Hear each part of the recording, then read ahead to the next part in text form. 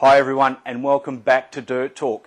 This week it's Warren Oldfield's turn in the seat. He tells us about the things the guys used to get up to when they were younger, what things make an Oldfield tick, and can he hold his temper long enough to be successful in late model racing.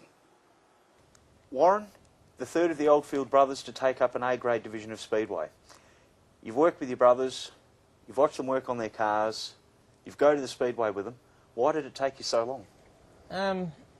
For the past 4 years, I've been helping Jamie with his racing in the speed cars, so that's been pretty important for me to make sure he does well in his division. So I sort of didn't really get the opportunity, so I was better off helping him, do as good as he could.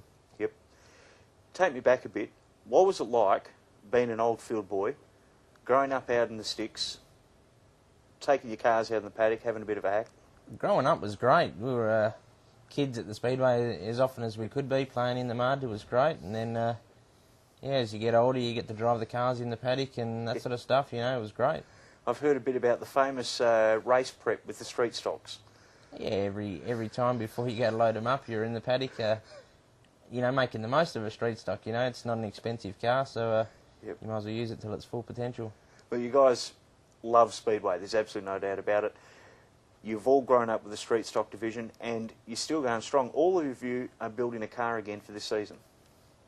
Yeah, well, street stock's, in my opinion, the best division there is. You turn up at a title and there's at least 70 cars in the pits, and you just can't beat racing against quality fields, with that many cars.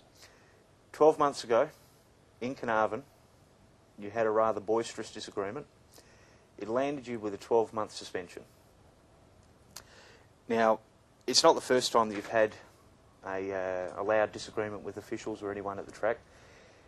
Can you see yourself controlling that passion long enough to win some races in late model racing? I would like to think so.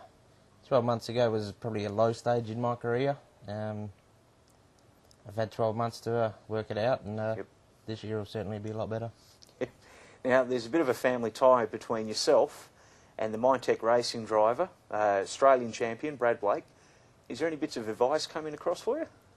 No, he keeps his cards pretty close to his chest. Yeah. Do you ever stir him up that you're going out with his sister?